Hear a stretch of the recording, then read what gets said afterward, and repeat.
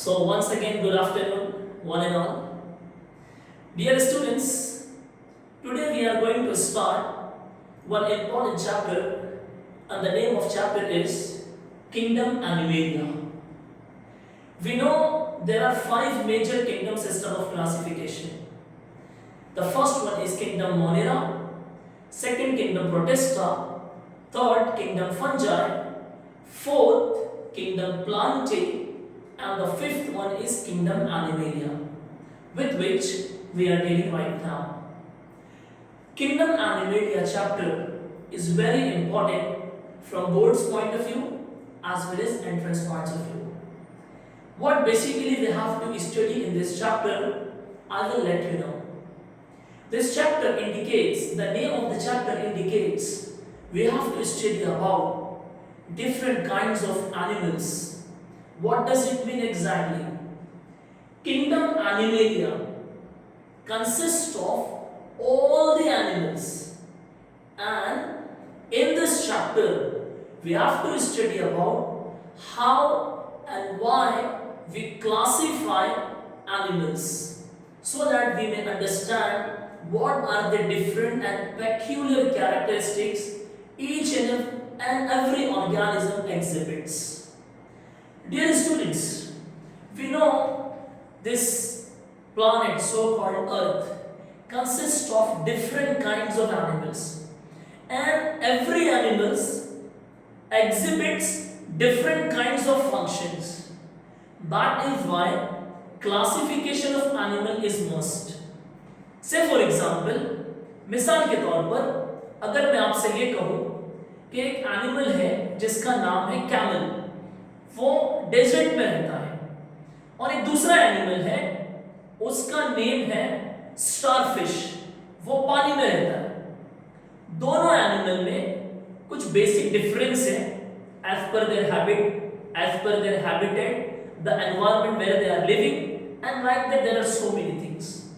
So dear students, this chapter Kingdom Animalia gives us explanation about all these different kinds of peculiar characteristics that organisms exhibits. Before I will start this chapter, we should keep few important things in our mind. The first thing is that there are certain criteria, and on the basis of that criteria we classify organisms. कुछ basic standards हैं, कुछ basic criteria है, उस criteria के base पे we the scientist people, we the science student divide and classify organisms. The first thing, as far as criteria for classification is concerned, you should remember cell organization. What does it mean? We know that cell is the basic structural and functional unit of life. Many organisms exhibits only one cell. Certain organism exhibits different kinds of cells. It forms tissues. And there are many higher organisms which forms organ and organ system. These all are higher organisms. So we classify organisms on the basis of cellular structure, cell tissue structure, tissue organ structure. Cell is the basic structural and functional unit of life. I think you all know this well. Now next is tissue. Tissue is the group of cell having common embryonic origin. जब बहुत सारे cell मिलते हैं तो tissue बनता है. Furthermore, different kinds of tissues, when they form, it forms an organ. And when one organ combines with other organ, and that organ combines with other organ, it forms what? It forms organ system. So dear students, keep this thing in mind, how we classify organisms on the basis of cellular organization. Second word, very important, is coelom. C-O-E-L-O-M. Coelom is a body cavity which is filled with fluid. Coelom organisms की body में cavity होता है जिसमें fluid filled होता है. It is a sac-like structure. So organism which exhibit or which consist of coelom they are known as coelomate. ऐसे जीव जंतु, ऐसे ऑर्गेनिज्म जिनकी बॉडी में सीलोम होता है, वो बॉडी कैविटी होती है, उन्हें हम सीलोमेट कहते हैं। और जिनकी बॉडी में वो स्ट्रक्चर नहीं होता है, वो कैविटी नहीं होती है, ऐसे ऑर्गेनिजम्स को हम असीलोमेट कहते हैं। A means without, a means absent, and the one important thing is pseudocoelomate और सूडोसीलोमेट। ऐसे ऑर्गेनिजम्स जिनकी बॉडी में सीलोम होता तो है, but it is not well developed, it is not structurally well formed, so these organisms are known as pseudocoelomate. So the first criteria was cellular organization, the second criteria was on the basis of coelom.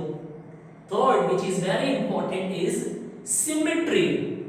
Symmetry का मतलब होता है shape और size of the body.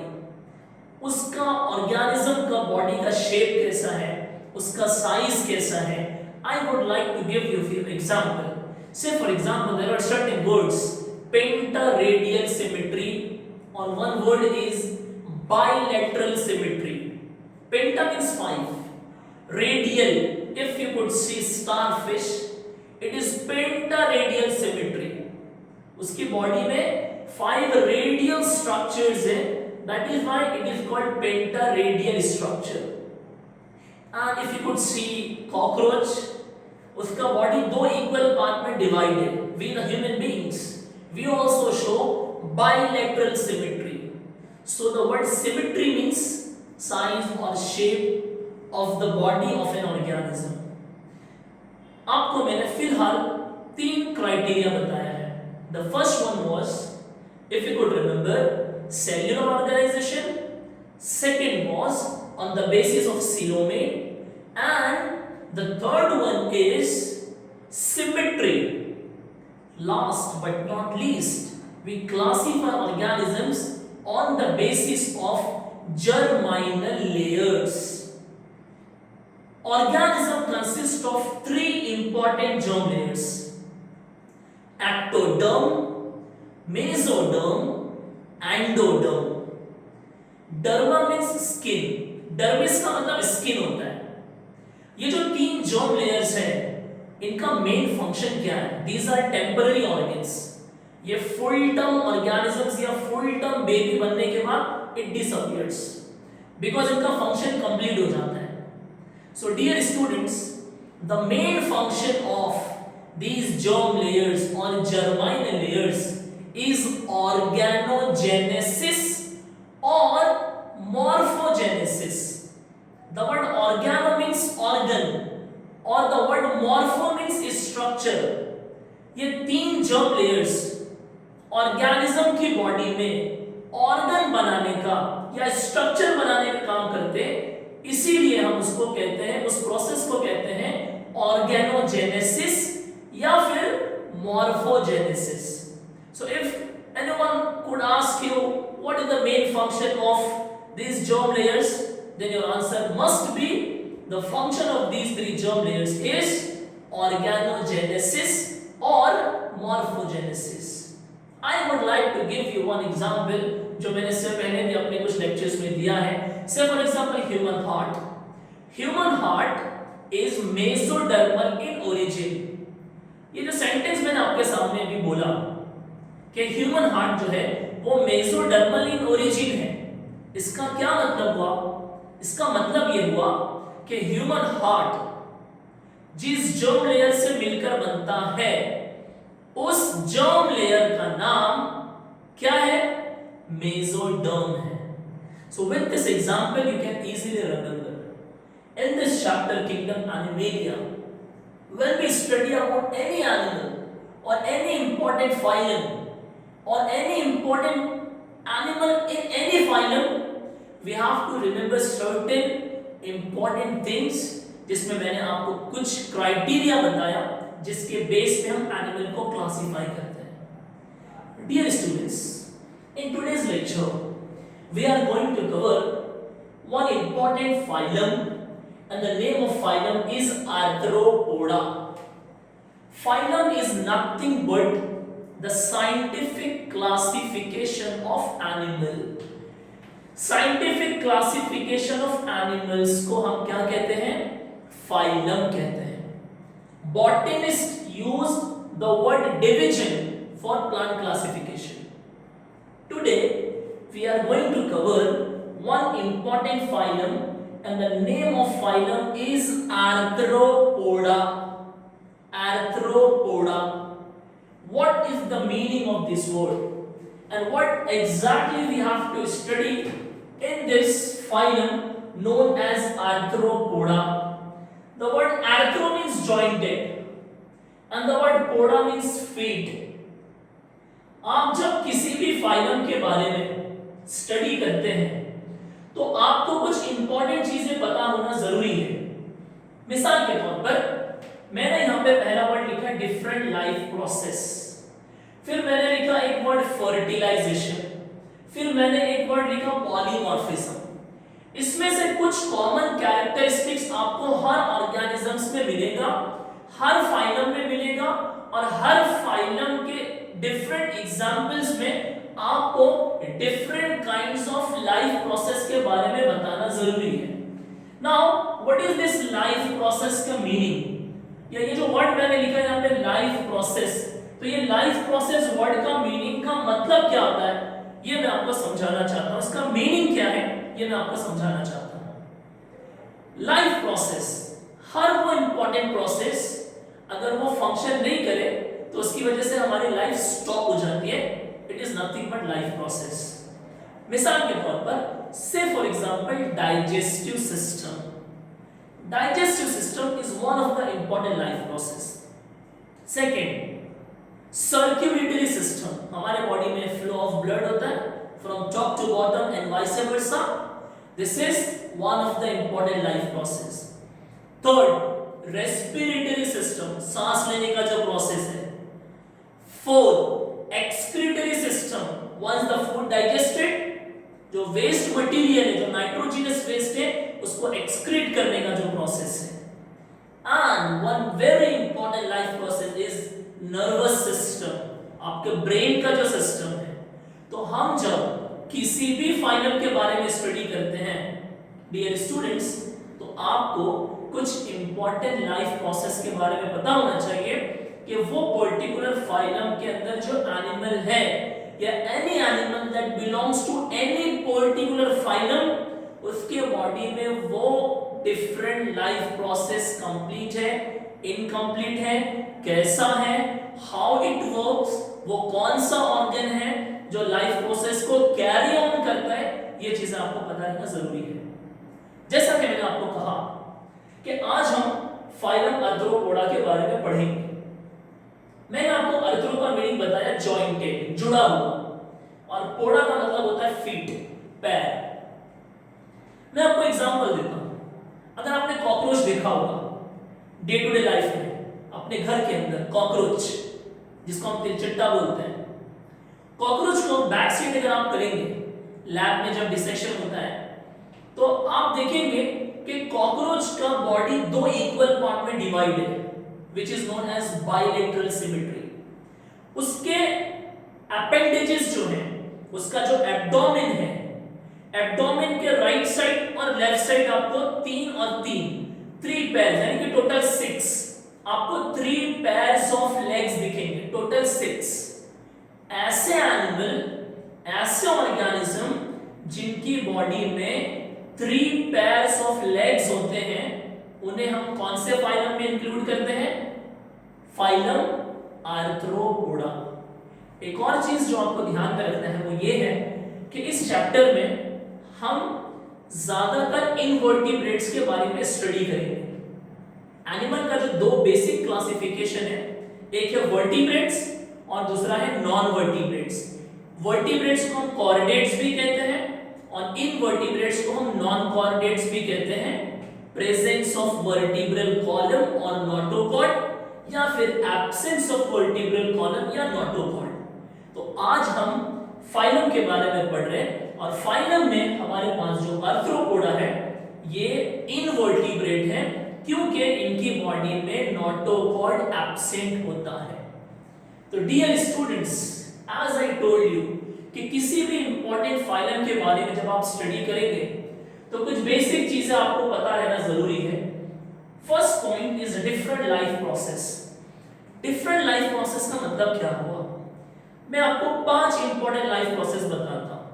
First is digestive system, second is circulatory system, third is respiratory system, fourth is excretory system, fifth is nervous system. ये 5 life process के बारे में आपको ये याद रखना है कि ऐसे फाइलम में, या हम अगर अर्थ्रोपोडा के बारे में पढ़ रहे हैं, फर्स्ट फाइलम जो मैं आज पढ़ा रहा हूं आपको, और मैं एग्जांपल आपको दिया, जैसे मैंने एग्जांपल यहां पे लिखा हनी बी, एक एग्जांपल मैंने आपके सामने लिखा मॉस्किटो, एक एग्जांपल मैंने आपको दिया अभी कॉकरोच का।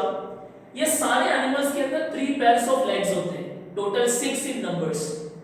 ये ऑर्गेनिज्म की बॉडी में ये जो मैंने आपके सामने 5 लाइफ प्रोसेस बताया, digestive system, circulatory system, respiratory system, excretory system, nervous system, ये पांचों सिस्टम कैसा होता है, वेल डेवलप होता है, नहीं होता है, कैसे फंक्शन करता है, कौन से ऑर्गन से कौन सा प्रोसेस होता है, ये आपको याद रखना जरूरी है। मिसाल के तौर पर फर्स्ट लाइफ प्रोसेस है डाइजेस्टिव सिस्टम और डाइजेशन।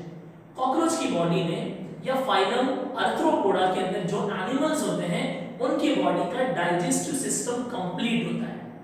कंप्लीट डाइजेस्टिव सिस्टम का मतलब क्या होता है कि digestion takes place completely, first thing. Second is circulatory system, flow of blood. Phylum Arthropoda में एक बॉडी कैविटी होती है जिसको हम कहते हैं haemocoel. Haem means blood, the Latin word haem means blood, and I told you what seal, coelom, seal, coelom is a body cavity। Circulatory system को carry on करने के लिए फाइलम अर्थ्रोपोडा के अंदर जो एनिमल्स बिलोंग करते हैं उनमें होती है हीमोसील नेम की कैविटी जो उनकी बॉडी में सर्कुलेटरी सिस्टम को कंप्लीट करती है। Third, respiratory system. Phylum Arthropoda में जो रेस्पिरेटरी ऑर्गन्स है वो है गिल्स, वो है ट्रैकिया, वो है बुक लंग्स। ये 2-3 नेम्स आपको याद करना है। रेस्पिरेटरी सिस्टम के बाद हमारे पास एक्सक्रीटरी सिस्टम है। Excretory system takes place with the help of different organs, जिसमें एक है हमारे पास मैल्फिजियन ट्यूब्यूल्स या मैल्फिजियन बॉडी, या एक ग्रीन कलर का ट्यूब लाइक स्ट्रक्चर होता है। उसके जरिए से फाइलम अर्थ्रोपोडा की बॉडी में जो एक्सक्रीटरी प्रोसेस है या जो रिमूवल ऑफ नाइट्रोजनस वेस्ट है वो उस ग्रीन ऑर्गन या मैल्फिजियन ट्यूब लाइक स्ट्रक्चर के जरिए से होता है। 4 लाइफ प्रोसेस के बाद एक इंपॉर्टेंट लाइफ प्रोसेस मैं आपको बताने जा रहा हूं, वो है नर्वस सिस्टम। नर्वस सिस्टम में नर्व रिंग होता है उनकी बॉडी में, गैंग्लियोनेटेड स्ट्रक्चर होता है that you can easily understand with the help of diagram. ये 5 लाइफ प्रोसेस जो मैंने आपको बताया है, ये 5 लाइफ प्रोसेस से रिलेटेड आपको एक-एक 2-2 पॉइंट्स एग्जाम में लिखना है मार्क्स पॉइंट ऑफ व्यू से, बिकॉज आपका अल्टीमेट जो गेम, आपका जो अल्टीमेट एम है, जो आपका अल्टीमेट पर्पस है, वो ये है कि आपको मैक्सिमम मार्क्स स्कोर करना है। ये 5 लाइफ प्रोसेस के बाद हमको कुछ और पेक्यूलियर कैरेक्टरिस्टिक्स याद रखना है। पेक्यूलियर कैरेक्टरिस्टिक्स हर एक फाइलम का अलग-अलग होता है। पेक्यूलियर मतलब which is very known, which is very different, important characteristics, तो वो आपको याद रखना है। जैसे मैं एक चीज आपको बताता हूं, sexes are separate। sexes are separate means what? Phylum Arthropoda के अंदर जो एनिमल्स होते हैं उनमें मेल काउंटर पार्ट अलग होता है, फीमेल काउंटर पार्ट अलग होता है। It means sexes are separate। fertilization is internal। Fertilization internal का मतलब क्या होता है? फर्टिलाइजेशन एक प्रोसेस है, the process of fusion of male haploid gamete with female haploid gamete that results in the formation of egg और zygote is known as fertilization. तो ये जो प्रोसेस है फर्टिलाइजेशन, ये ऑर्गेनिजम्स की बॉडी में इंटरनल होता है as far as phylum Arthropoda is concern. Now इस फाइलम के अंदर जो एनिमल है उनकी एक खास बात है polymorphism. Poly means many, morph मतलब structure, different kinds of structure. मिसाल के तौर पर से for example honey bee, honey bee में we have different kinds of honey bee. Apis, scientific name for honey bee is apis. We have apis dorsata, we have apis mellifera, we have apis indica. Common name अगर आप याद रखेंगे तो Indian bee, apis indica, Indian bee, apis florea, little bee, apis dorsata, rock bee. These are different kinds of honey bees that are found in India. So ये जो word है polymorphism, polymorphism का मतलब होता है डिफरेंट काइंड्स ऑफ, अलग अलग प्रकार के। तो फाइलम आर्थ्रोपोडा में जितने भी एनिमल्स इंक्लूड हैं उनका one of the peculiar characters है polymorphism. Last but not least is example. आप जब किसी भी फाइलम के बारे में एक्सप्लेनेशन देते हैं एग्जाम्स में तो आपको कुछ एग्जांपल्स भी देना है। मैंने आपको एक एग्जांपल दिया कॉकरोच का, because it consist of 3 pairs of legs. एक एग्जांपल आपके सामने है हनी बी का, एक एग्जांपल आपके सामने है मॉस्किटो का, एक एग्जांपल आपके सामने है प्रॉन्स का, एक एग्जांपल आपके सामने है लॉबस्टर का। कुछ आर्थ्रोपोडा इकोनॉमिकली वेरी इंपॉर्टेंट है, जैसे मैंने आपको 2 नाम अभी दिया, prawns and lobsters, very delicious food, very edible food। हम में से ऑलमोस्ट यहाँ पर मोर देन 70% जो क्राउड है वो प्रॉन्स, झींगा और जो लॉबस्टर है वो हम लोग खाते होंगे क्योंकि ये एडिबल है और बहुत ज़्यादा न्यूट्रिशियस फूड भी है। तो ये जो प्रॉन्स है, ये जो लॉबस्टर है, ये फाइलम आर्थ्रोपोडा से बिलोंग करते हैं। हनी बी आपको पता है इंडिया के अंदर जो आयुर्वेदा हमारा जो ओरिजिन है, आयुर्वेदा जो मेडिकल साइंस है हमारा, उसमें हम हनी का बहुत ज़्यादा उपयोग करते हैं। तो ये उसके कुछ इकोनॉमिक इंपॉर्टेंस है। ये वो एनिमल्स है जो फाइलम आर्थ्रोपोडा से बिलोंग करते हैं। इसके जहाँ इकोनॉमिक इंपॉर्टेंस पॉजिटिव है वहाँ पे नेगेटिव है। एक नेगेटिव एग्जांपल मैं आपको देता हूँ मॉस्किटो का। We know that mosquito belongs to phylum Arthropoda और उसके बाइट से मलेरिया नेम का डिजीज होता है, और मलेरिया नेम का जो डिजीज है it is one of the very dangerous disease. So whatever example I give you right now, these all animals belongs to phylum Arthropoda. So before I would stop, I would like to say how to remember the answer of any phylum. आप किसी भी phylum के बारे में याद कैसे रखेंगे, तो आपको सबसे पहली चीज कुछ सिस्टम पता होना चाहिए। ये 5 वर्ड्स को आप बाय हार्ट कर लेंगे। Digestive system, respiratory system, circulatory system, excretory system, nervous system, क्योंकि ये कॉमन सिस्टम आपको हर फाइलम में लिखना है। और उसके बाद उनकी बॉडी में जो फर्टिलाइजेशन है वो कैसे होता है, उनकी बॉडी के अंदर अगर पॉलीमॉर्फिज्म है तो वो आपको एक्सप्लेन करना है। उस पर्टिकुलर फाइलम का या एनिमल का अगर इकोनॉमिक इंपॉर्टेंस है तो वो आपको बताना है। और फाइनली आपको इस एनिमल के बारे में या इस फाइलम के बारे में जिसके बारे में आप लिख रहे हैं, एक्सप्लेनेशन दे रहे हैं, तो आपको एग्जांपल लिखना बहुत जरूरी है। जैसे मैंने आज आपके सामने फाइलम आर्थ्रोपोडा का एक्सप्लेनेशन दिया। So Arthropoda, when we are talking about or writing about Arthropoda, so we have to keep in mind, we have to give different examples like honeybee, like mosquito, like prawns, like lobsters. There are different organisms that we can cite and that we can write as an examples. So these are different points you have to remember. If you could remember these basic points, then definitely you can remember answer of each and every phylum. So dear students, today I give you one model explanation about phylum Arthropoda. In next lecture, one more phylum I will be discussing, and that is very interesting, that is phylum Echinodermata. Today I think we have covered very important topic, and today I think we have covered very important information from this chapter, that is kingdom Animalia. और इस kingdom Animalia में मैंने आपको basic concept के बाद एक phylum arthropoda के बारे में बताया है। ऐसे around 10 phylum, around 10 phylums we have in this chapter. We will be studying one by one. For today, I think it is more than enough. Have a nice day. Thank you. Goodbye.